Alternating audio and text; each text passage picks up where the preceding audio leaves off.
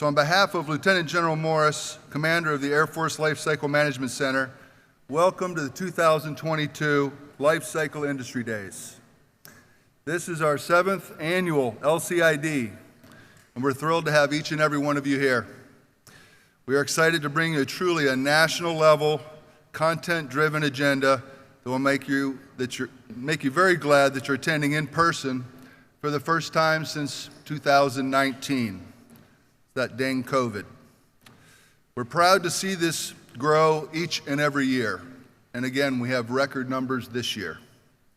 We'd also like to extend our appreciation to the Dayton Development Coalition for their support in co-hosting this event. Is Jeff Hoagland here? No? Jeff, thanks to you and your team. As a reminder, for those who missed my first announcement, please ensure that your electronic devices are silenced at this time. In the case of a weather emergency, go to interior hallways and away from windows. Additionally, if there is a fire emergency, please exit the building using the nearest exit. The rally points are in front of the Drake's Downtown Gym and the SP parking.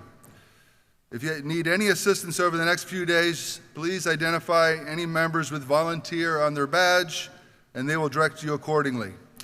Finally, as a reminder, all sessions and discussions at LCID 2022 are unclassified, so please keep all conversations as such. Quick COVID note, we want to do everything to keep you safe. Please social distance to the greatest extent possible and wear your mask properly at all times, except for when you're eating or drinking. You'll find signs posted throughout the convention center showing where you can find additional masks and if you need hand sanitizer stations. If at any time you are feeling ill, please leave any session or meeting that you're attending. Please. Thank you. Ladies and gentlemen, please stand for the presentation of colors and the singing of the national anthem.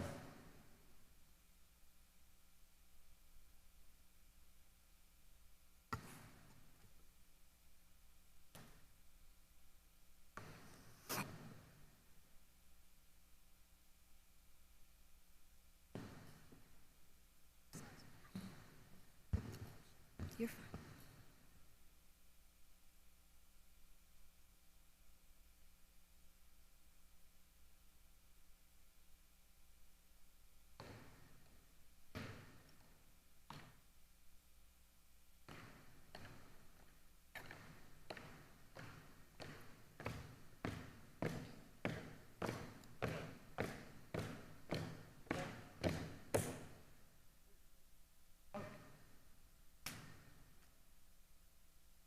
Oh, say, can you see by the dawn's early light what so proudly we hailed at the twilight's last gleaming, whose broad stripes and bright stars through the perilous fight o'er the ramparts we watched were so gallantly streaming, and the rockets' red glare, the bombs bursting in air, gave proof through the night that our flag was still there.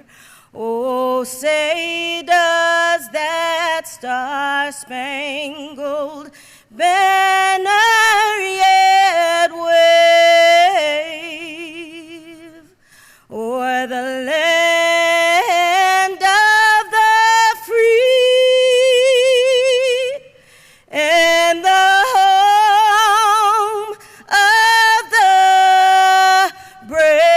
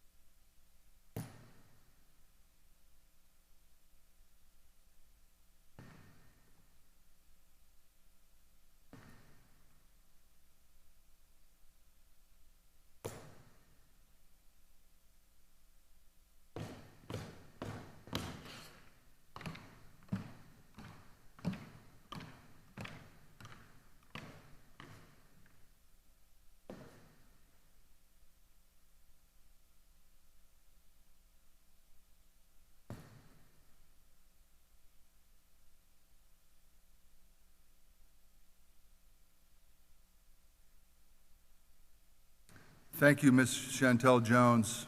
What a great rendition of the national anthem.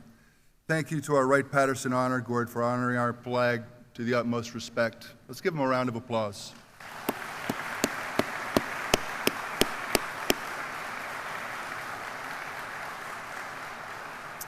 So please note that our LCID topic panels will be held in this room, Exhibit Hall A. We also have exhibit booths for all of you to browse throughout the day and tomorrow in Exhibit Hall B. All small business panels will be held in the Gem City Ballroom that's right outside the entrance here. If you have access to electronic websites using the QR code on the monitors, that provides bios and pictures. For all pictures of the speakers as well as the latest information on all panels and sessions for today, if anything should change. We also have monitors posted throughout the convention center if you need any updates or information. At the end of each keynote session, there will be time left for Q&A. Please ask that you hold all questions and panels, all questions for the speakers and panels until the end of the session, when the mic runners will be out and about and available to assist you. When you approach the microphones during Q&A, please state your name and the organization that you're from prior to asking your question. So at this time, I'm very pleased to introduce Lieutenant General Shaun Morris, Commander, Air Force Life Cycle Management Center, Wright-Patterson Air Force Base. Lieutenant General Morris also serves as the Program Executive Officer for the Rapid Sustainment Office, organized under AFLCMC. The Rapid Sustainment Office is responsible for finding innovative ways to transform operations and the sustainment enterprise through rapid technology change. Lieutenant General Morris will be opening our event and introducing our keynote speakers. Ladies and gentlemen, please welcome Lieutenant General Morris.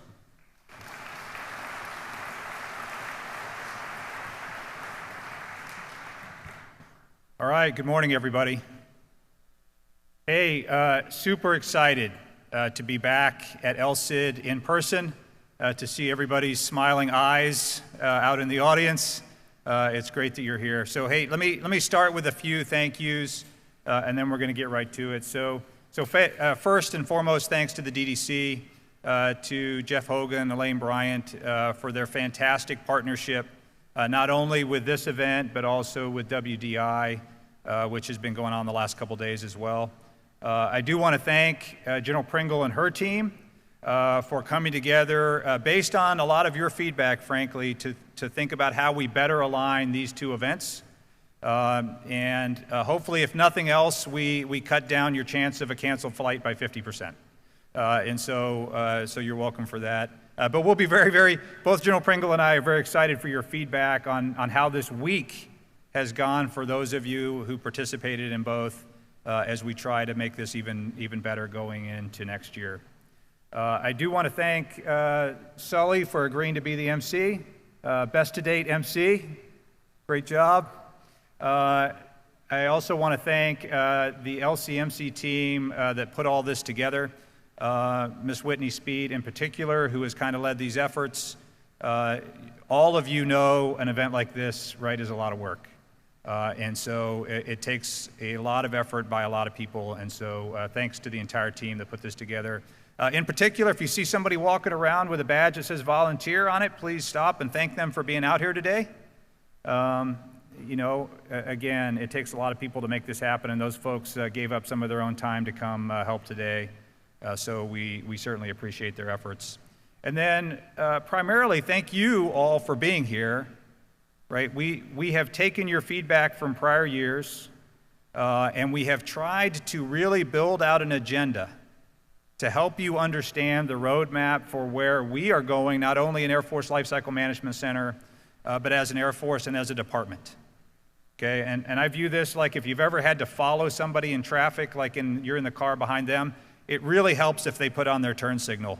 Right, before they take an exit, right? This is our version of putting on a turn signal, right? Our desire over the next 3 days is to give you indications of where we are going based on the Secretary's direction, and we have really tried to build this around the Secretary's operational imperatives. And so I'll be excited at the end for your feedback on how successful we have been at that, and please let us know. The team, I think, has done a fantastic job. Everything that is successful over the next 3 days is due to them. Anything that doesn't go well is probably because they're following one of my suggestions, and I'll be sitting right up front. You're welcome to come provide your feedback directly to me if something isn't going great for you, though I don't do parking, right? So save your parking issues for yourselves. Okay, with that, the nice thing about doing introductions is I get to do introductions the way I prefer to be introduced. And so we are blessed this morning to start the whole thing with our AFMC commander, General Duke Richardson.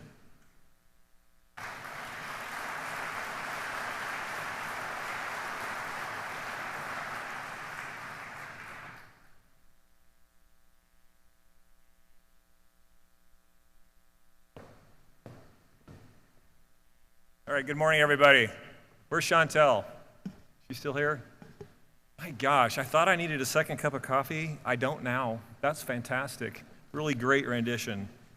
So I think General Morris really teed up the conference really well right there. And what I'd like to do today, I've got about a couple of months in the position now. I just came from 3 years on the Pentagon, and so I want to kind of let you know basically what I've been up to for the last couple of months is trying to take stock of where Air Force Materiel Command sits.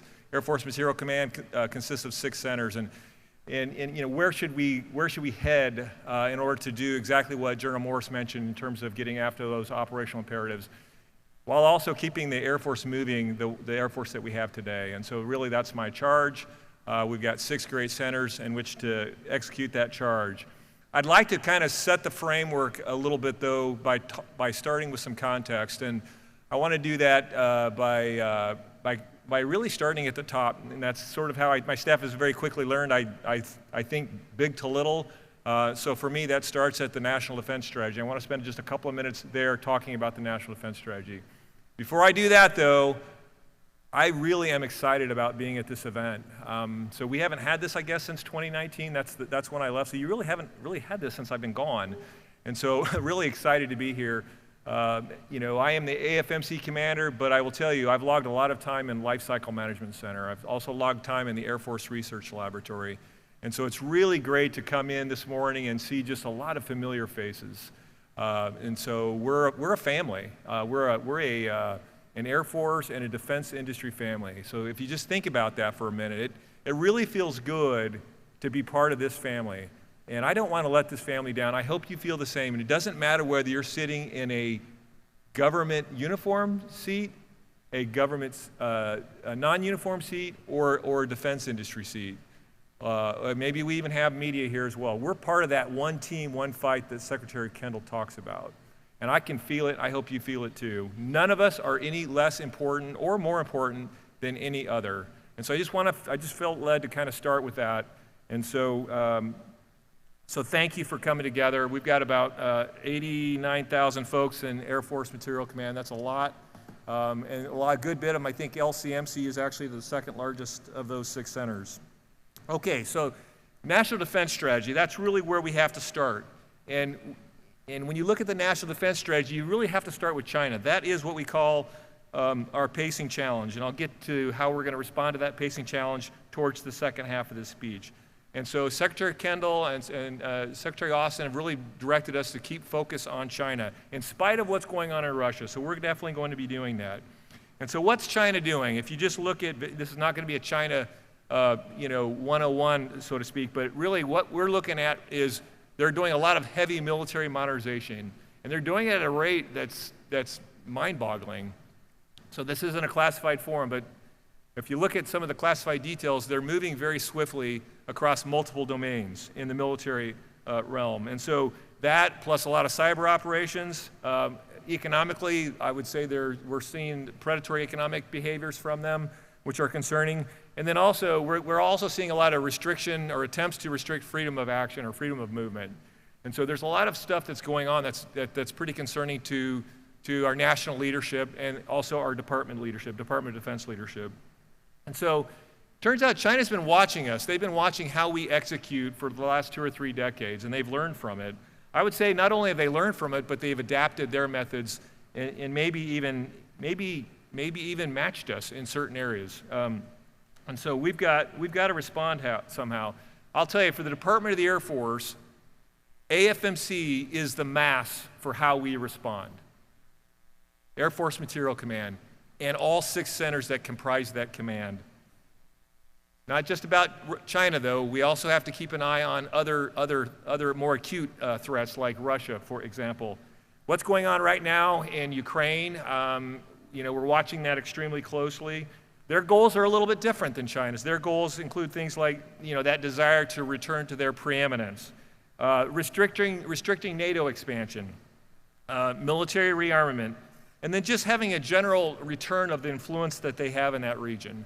And so that's really the two, but not just those two, but those are the 2 big pacing challenges that we have. But make no mistake, of those 2, there's one that's very central to what we're doing, to the OIs that General Morris talked about. Okay, so what would the NDS have us do to respond to those 2 pacing challenges and some of the other threats that are listed in it? If you've listened to Secretary Kendall, not to repeat his often used phrase, but he's really focused on 3 things. Do you know what they are? China, China, China. And so that's stuck in my mind pretty cleanly. And when I worked at the Pentagon, he required all of us to put a sticker on our computers that said something like it could the notion that war with China and possibly Russia is not unlikely. It could happen at any time. And so that's really changed my thinking quite a lot and really got me focused. So what are we doing? The National Defense Strategy kind of has 4 principles in it. One is this idea of integrated deterrence, and that's really, we used to call that DIME, but it's really actually larger than the 4 instruments of national power. It actually gets after alliances. It's really, really broad. And so we're starting to see that work in Ukraine. And so I think that's a good bellwether for how it might be that integrated deterrence concept can work also in China. Another one that's in the National Defense Strategy is this idea of reforming DoD business practices for better performance and affordability. So reform is a great word. Business is not necessarily a popular word, but in Air Force Materiel Command, a lot of the work we do is kind of business related. But make no mistake, if you're in Air Force Materiel Command, you are a warfighter. Our war is different. If you're in industry, you're a warfighter. Your war is different. Nobody's shooting at you and your socks are dry, but you're a warfighter. We need to reform our business practices. I will talk about that during the second half of my talk when I get more specific on AFMC.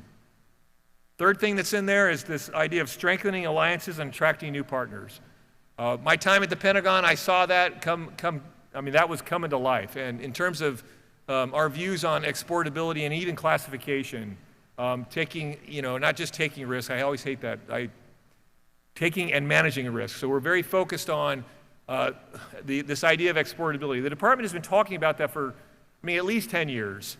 I have noticed a change in attitude towards some of the folks that might not be open to that idea, change their mind a little bit. And frankly, it's a Russian gift, if you will, that has really changed that. The Russian gift, and of course, the threat of China. And the fourth one is this idea of building enduring advantages. And so I'm going through these because what you see from each of our levels of leadership is they use slightly different words, but they mesh up really nicely together. This talk is going to end where I'm going to talk about the AFMC strategic plan that we've been working on. It's been heavily influenced by that national defense strategy. We're not going to use those same 4 words, but I'll be shocked if you don't see how those 4 things come into play. Russia, Ukraine. What's going on in Russia, Ukraine? I would submit has already proven out the first 3 of the 4 principles in the national defense strategy that I just walked through. Okay, so that's at the national level, the national defense strategy.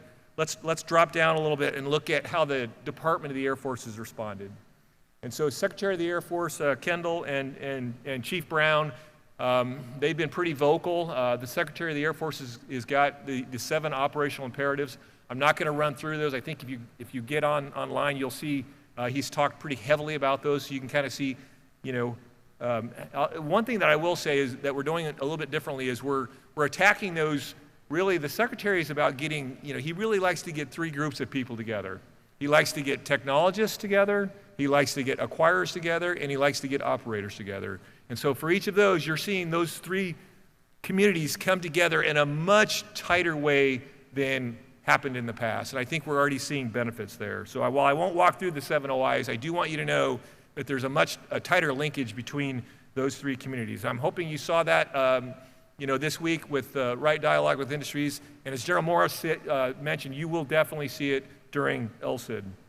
Okay, so that's his response. He considers those transformational things, and they really cover everything, all the way from space all the way down to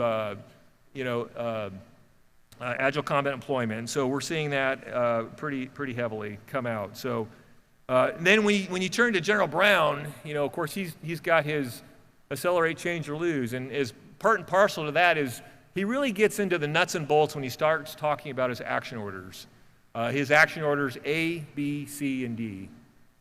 Airmen, bureaucracy, competition, and design implementation. And for him, that design implementation, we have play in all 4 of those in Air Force Materiel Command. So if you're part of Air Force Materiel Command, you've got play in all 4 of those. You're going to see those come out in our strategic plan. That 4th one is the one that you probably think of most, that design implementation. And that's so important because the A5, General Highnote and his team, working with Mr. Schatz, the senior analyst for the Air Force, and just really, quite frankly, the entire Pentagon Department of the Air Force staff are working on what the force design looks like. And so part of that force design includes the things that we have today. Part of that force design includes taking risk in things that we have today in order to free up some money, because the transformational part really is those OIs. And so our job is to do that design. Our very direct job is to do the design implementation that Chief Brown calls for us to do. We also have play in those first 3 too.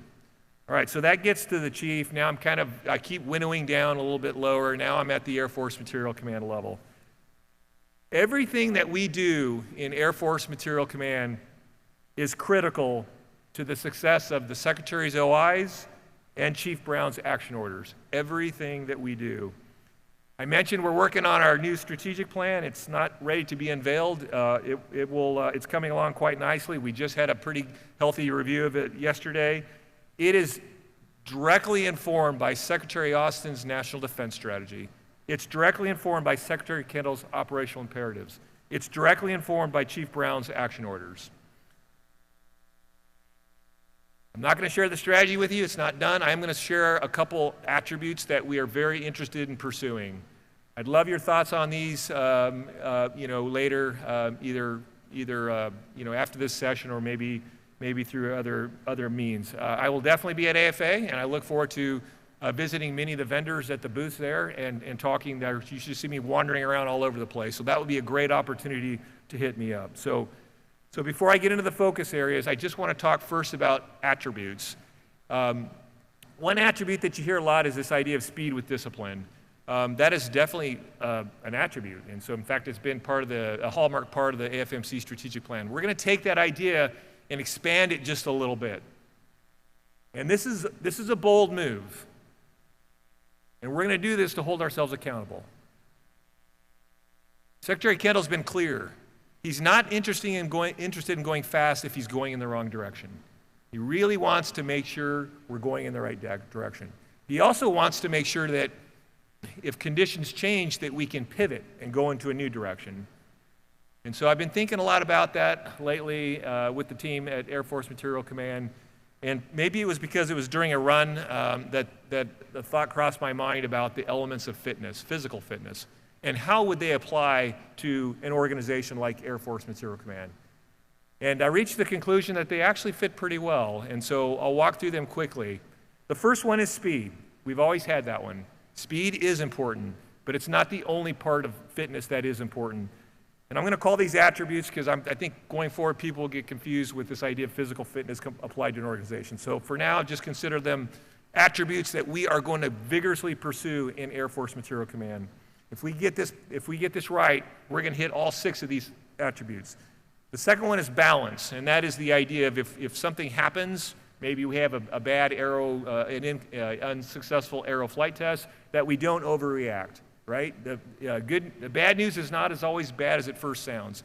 So balance, or maybe the ability to move in a different direction without falling over.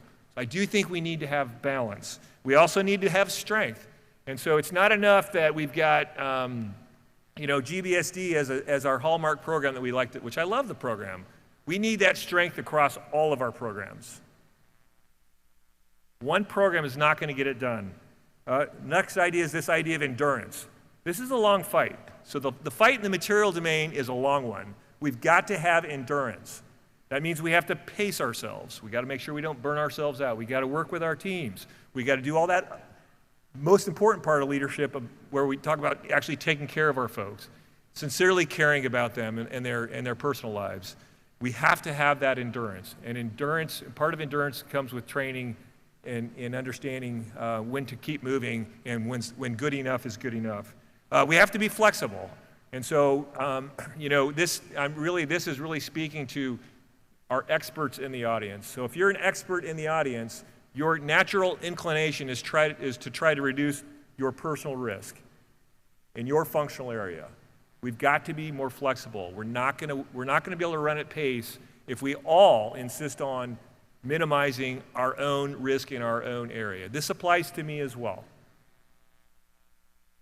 This applies to our PEOs. This applies to our supply chain managers. This applies to our test organizations. This applies to installation and mission support. This applies everywhere. This applies to the lab in terms of the bets that we take. And the final one is coordination. And by coordination, I mean coordination across the centers. AFMC, if you look at the centers, we did something really big when we reorganized AFMC in 2012. A very big thing. We went to 5 centers in 2012, 5 purpose-built centers. We added the 6th centers because we realized that we actually fight from our bases, and we add the Installation and Mission Support Center. So now we have these 6 purpose-built centers that don't duplicate the work of the others. But what I love about them is they require the work of the others. So they're interdependent.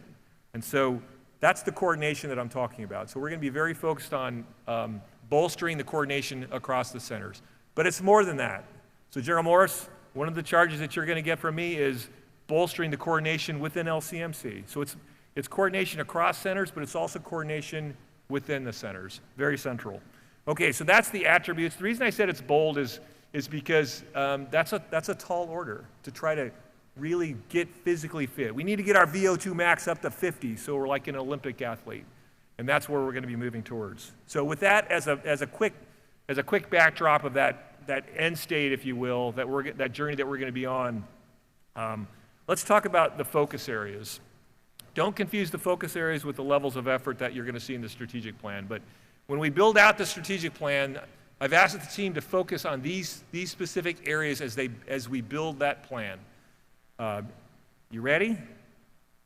The first one should not surprise you. The first one is the what. The first one speaks to why we exist.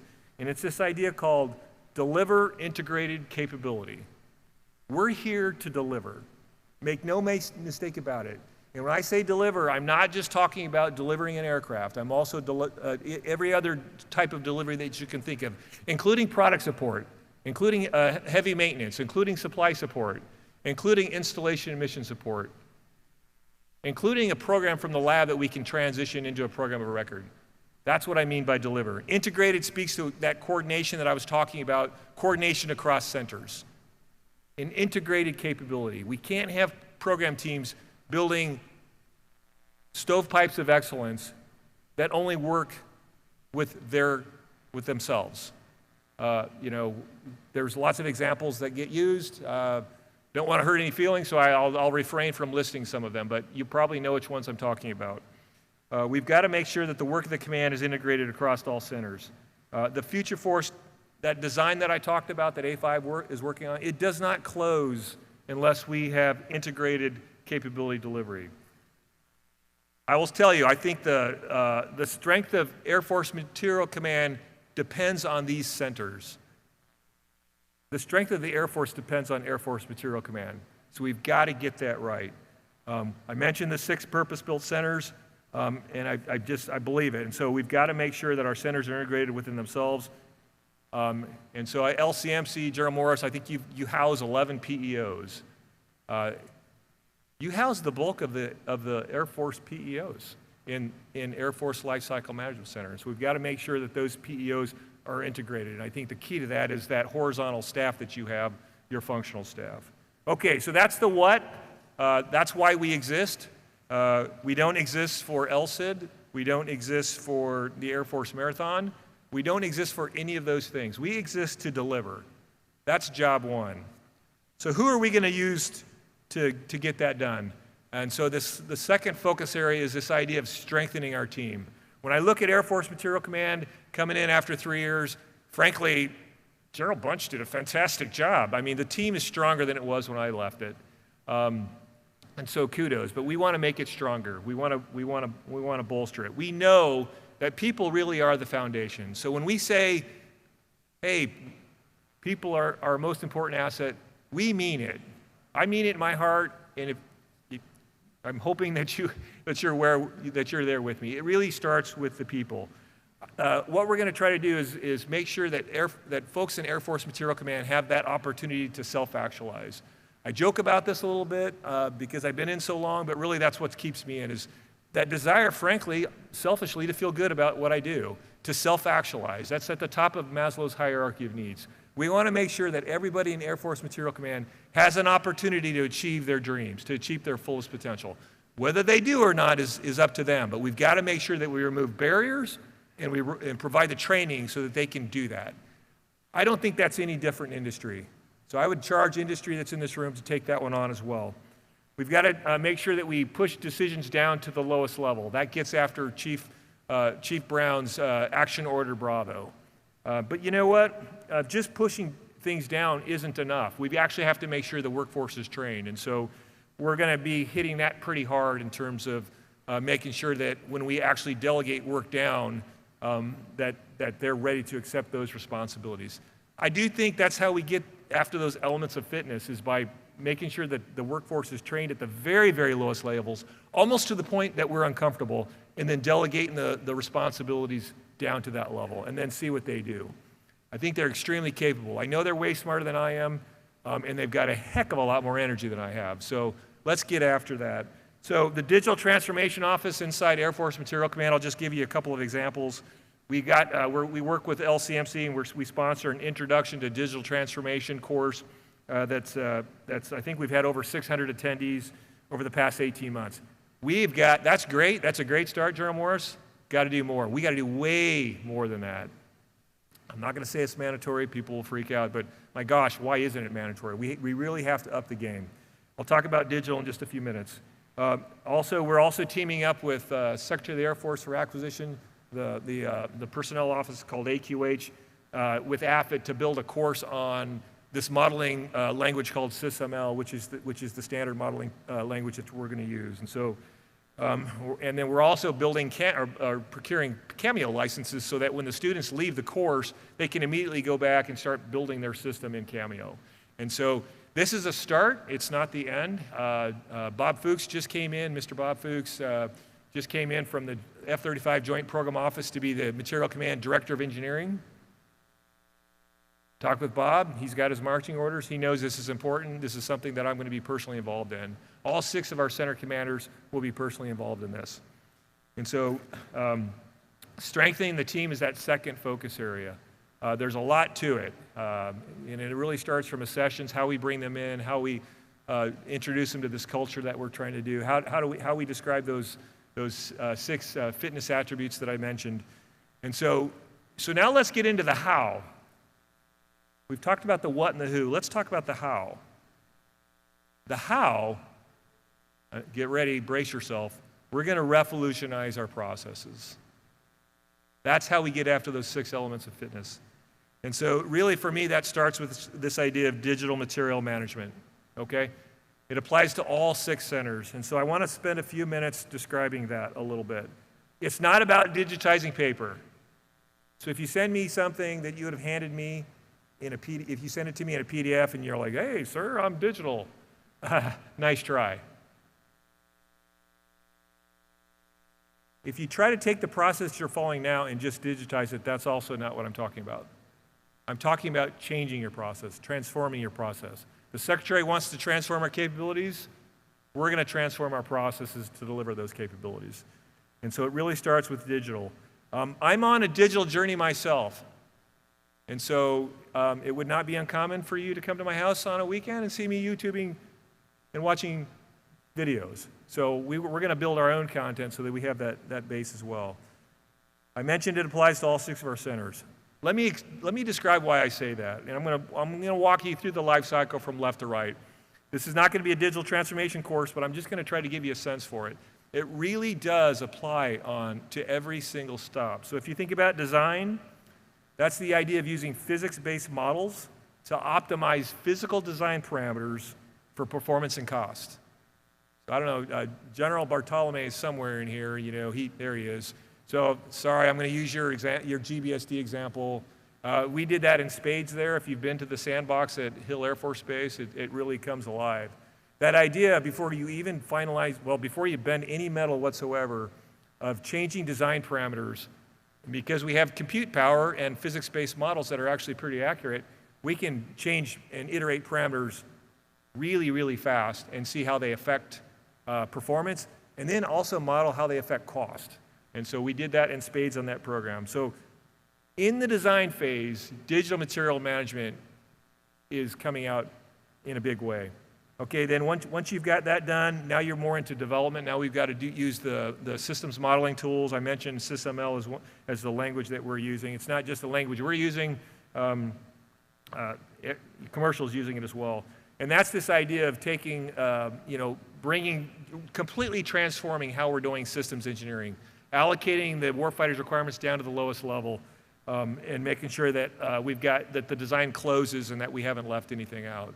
It's really, really cool. And so instead of having these cataclysmic 3-day critical design review events where I'm at a table like that and then I've got all these drawings in front of me like I'm supposed to notice if there's a link missing, I mean, come on.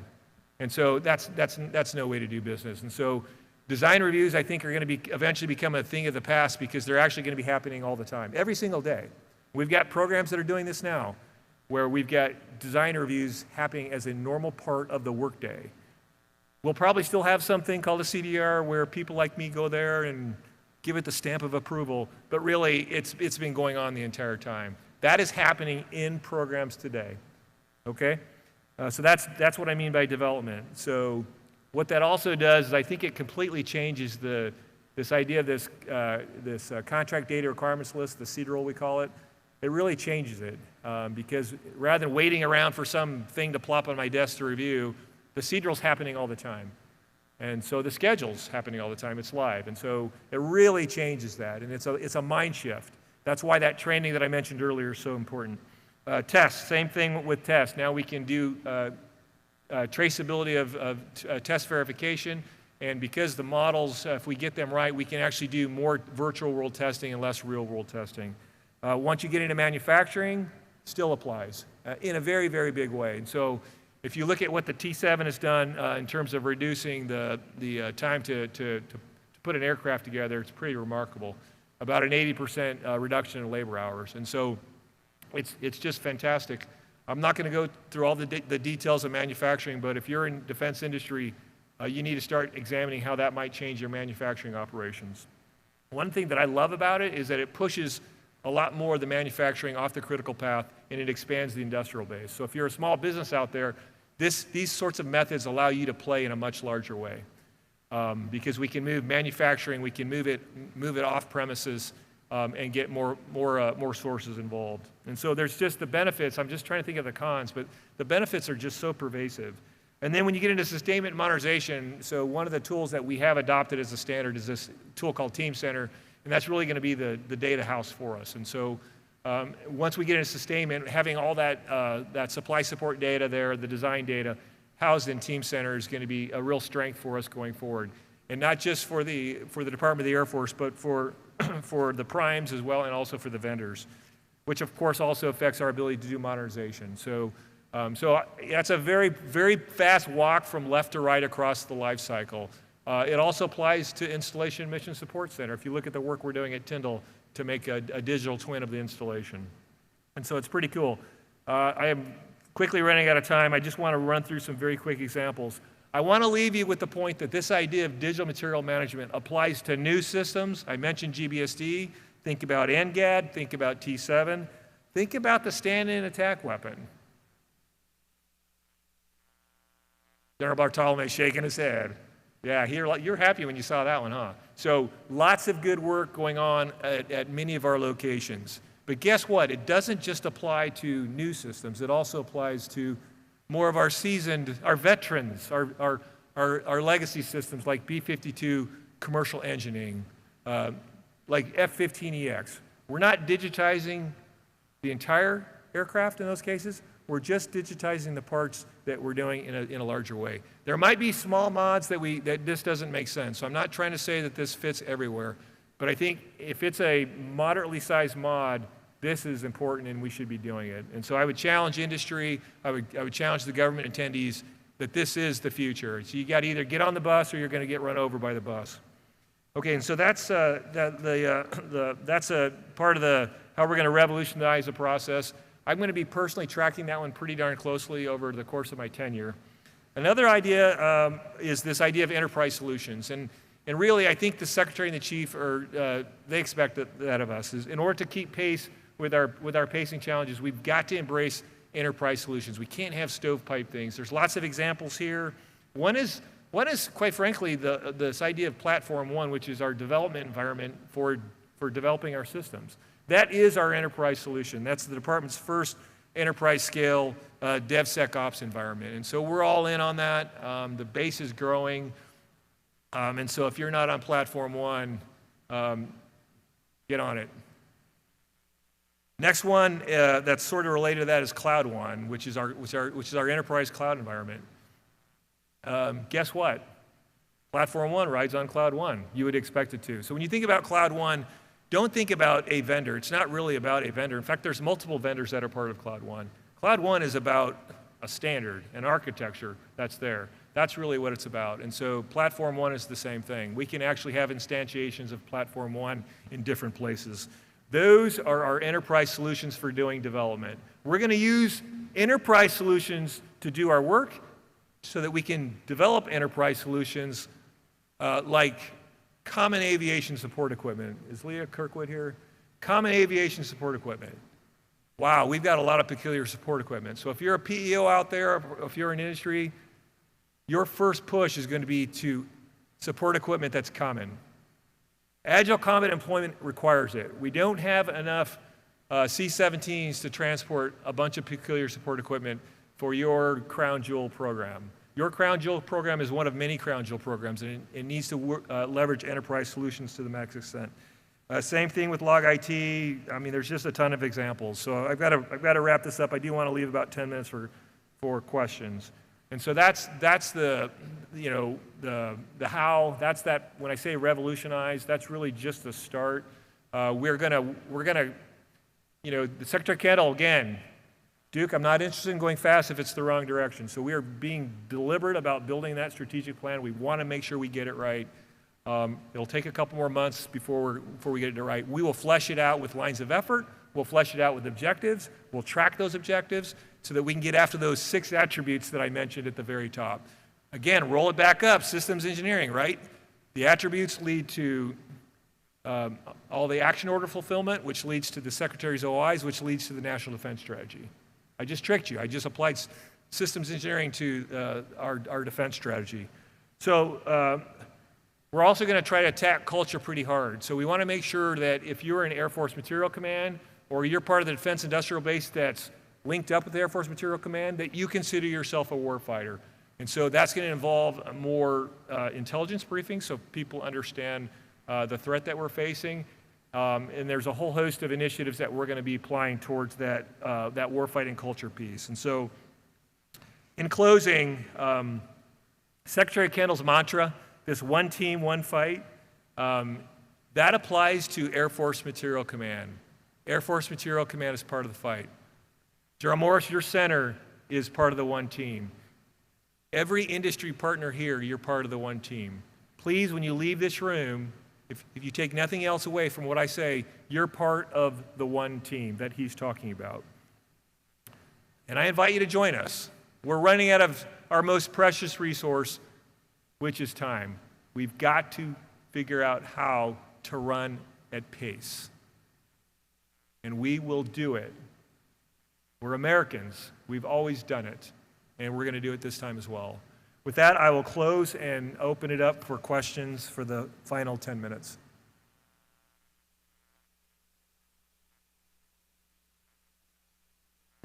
I've left you speechless. Somebody will ask, let's see, I can count on somebody.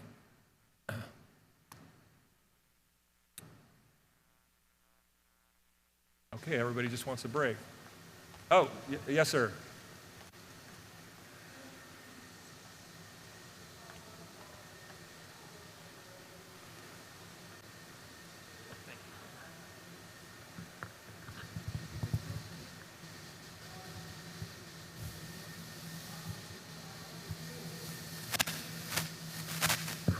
I can't keep going. I'm just.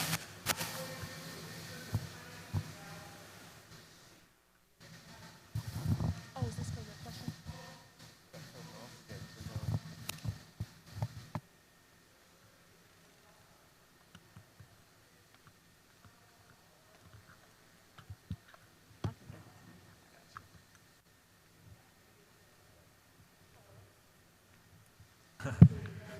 Hello.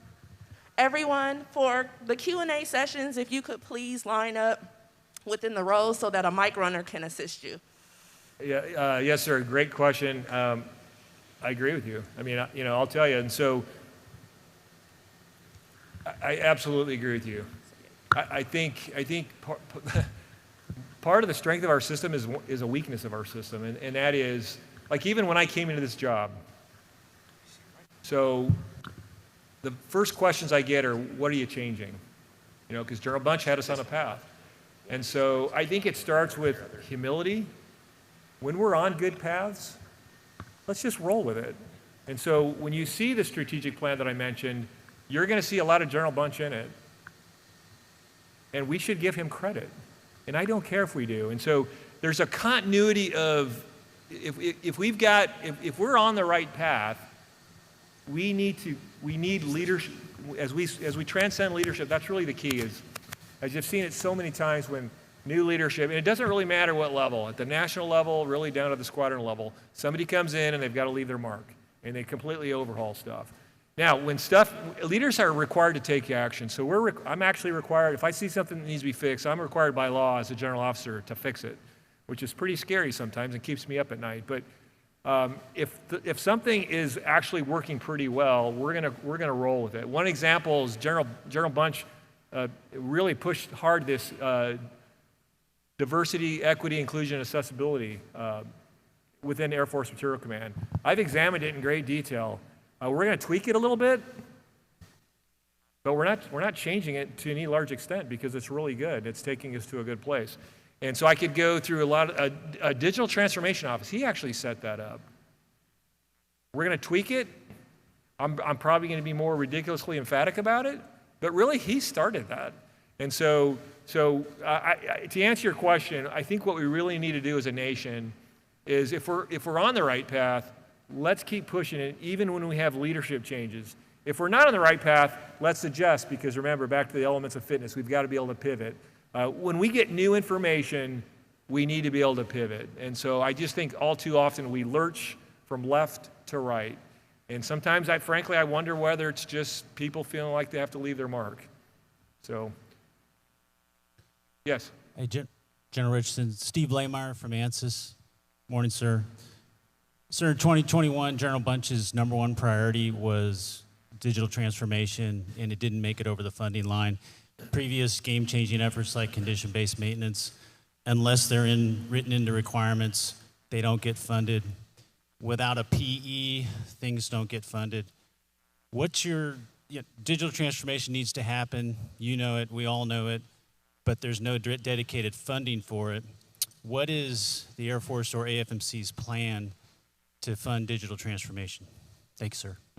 gosh, that's another thing that's kept me up at night, because I've been, watching all that happen, and it's a challenge because, and this is why that connecting the workforce to the warfighting culture is so important. It's very quickly, it's easy to say, hey, how does that really connect? Or, am I willing to, I'm not going to pick a platform, am I willing to cut the 13th H6, oh, that's a bad one, sorry, H2, so that I can fund digital transformation? Am I willing to do that? My plan, Steve, is to make that case that yes, it is worth doing that. It is worth taking risk there to do this. And so we're going to try to look for, and I'm going to work with General Morris and the other center commanders to try to come up with new ideas for funding these initiatives, because I think that the head-on, blunt, direct approach has not worked.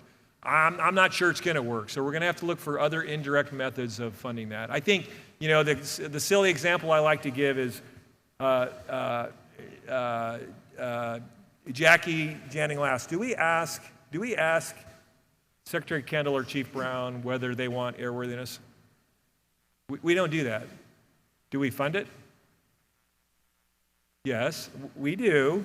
We fund it. Do the PEOs put airworthiness in their estimates? Yes. We've got to put these things in the estimates for our programs. That's where it's going to have to reside. So we're going to have to look for creative ways of doing that. I'm not counting on, the Air Force programmers to see this. That you have to really study to see the value in it. If it's part of the way if you come to Air Force Materiel Command to do work, this is how we do it. This is part of our process. So you can't cherry pick which parts of the process you want to use and which ones you don't. That's part of our process. We put ejection seats on fighters. We have an airworthiness process. We use digital material management. That's just how we do it. So we've got to get it baked into the fabric of the programs. I don't think there should be a separate PE for it. It has to be part of every PE. Okay, I've got a couple of minutes still if there's another question. Yes. Good morning, sir. My name is Ryan Chapin. I'm here representing Field Aerospace, and my question is around data. I've spent many years creating digital twins and doing digital transformation at a very large OEM. One of the things that really set us back was the prioritization of data. And so my question to you is, what efforts are being made to prioritize the data and make the data more accessible to your partners who are trying to help with the digital transformation? Yeah, that's a broad question. I'll take you on a journey and try to not use all the time up on the journey. When I look back at when I first came in as an acquirer, not as an enlisted airman, but as an acquirer, I wish that I would have gotten a lot more classes on this. I feel like we're weak in it. More recently, by the way, I'm still a student, so I'm always learning. I've gotten pretty deep in this area more recently, and so I think the Air Force has, frankly. And so I think we need to do a better job training our workforce in this area. When you look at this idea of it goes back to digital material management, I think that's going to help us to a large extent. When we've got this idea of government reference architecture, we got to decide where we draw that line. I think these digital tools are going to allow us to do that much more cleanly. And also, we can audit the design that's in there to make sure that there's not improper stamping in the design documents, to make sure that the IP boundary, if you will, the government is not going to own all the intellectual property. We don't want to. We want to own it to an extent that we need to in order to do product support and modernization and compete it. Really, that's what we're after. And so it's very much on my mind. It falls right into the digital material management. It's part of that PLM tool that I mentioned, Team Center. It's part of getting the humans out of the checking business to make sure that the intellectual properties are where they need to be. So it's a very big question, but really it is the central question. What we want to do is we want industry to compete with industry to the maximum extent. I believe industry wants to compete. It's fun, especially when you win. And it makes everybody run much, much harder and faster. It also frees up money to do more competitions. And so I think there's something there if we will all just embrace it. But we've got to make sure that there's we really need to be, each of us need to have PhDs in intellectual property and data rights. I don't think the government is always as assertive as they should be in that area. And if you're in industry, you're going to disagree with me. I got it. Happy to discuss this with you at length offline. But there's a lot there. I feel for you. Field Aero, I've been to your facility. You guys do great mod work. Keep it up. And so that's exactly what we want to do, is be able to compete more stuff, to get more. One of the commitments we make is to the taxpayer, and we want to make sure that we do that. I think our sole source arrangements are great. They're being developed by honest people, but there's nothing like an Air Force physical fitness test to make me run a lot harder preparing, right? Same thing with the competition. Boy, it really makes you acutely focused when you know that you got to compete to win some work. Thank you. Thank you. All right, I think I'm about out of time. I think we're right at the mark. One more question? Okay. All right, man. General Richardson, thanks for your comments. Ed Jesperson, Lockheed Martin. My question relates to what we've gone through for the past 2 days, 1 laboratory, 2 services, and wondering how your focus areas will meld in with the Space Force activities. I think there's a lot of overlap, and it really it starts at the top. So when I watch the relationship that Mr. Hunter, and you can ask him the same question, the relationship he's building with Honorable Calvelli, it's really strong. And so I've been in meetings with both of them. What has encouraged me a lot is I don't see a lot of this grabby action, and so like Mr. Calvelli is very interested in getting support from AQ and getting support from AFMC where it makes sense. AFRL is a very deliberate action, and I think it pervades in other parts of AFMC. I will assure you, if General Raymond calls and needs some help, he's going to get it. He's going to get it from Air Force Materiel Command. The Secretary has not been shy when he says that the Department of the Space Force and the Air Force together are really central to the defense of the nation. And so he's been pretty clear in his expectations of both the Air Force and the Space Force. And so we've got to get that right. The Space Force is really small. The Air Force is doing a lot of support. You may not know this, but if you go to a lot of the Space Force bases, you're going to see a lot of airmen. You're going to see a lot of airmen, and that's because we want the Space Force really focused on their core mission. What's interesting that you may also not know is that the airmen at those Space Force bases, they get their administrative, their ADCON, from Air Force Materiel Command. So Air Force Materiel Command has this other role that I didn't even talk about. We're the servicing MAGCOM, we're the servicing Air Force Major Command for all airmen at every Space Force base. And so I'm going out in September to Colorado to visit the airmen there and to meet with the Space Force leadership. Hopefully that answers your question. If we're all here and where we're at in our hearts, we want the Air Force, the Space Force to both succeed wildly. And we're all in the same department. We want all the services to succeed wildly. Within the Department of the Air Force, we've got 2 services. We need them both to be successful. Okay, I think I'm out of time. You all asked really great questions. Encourage you to keep asking those questions. Think about some of the stuff I said, please. Don't optimize your own silo. Put all this together. The time is now, folks. It's up to us, and get on the team. So thanks.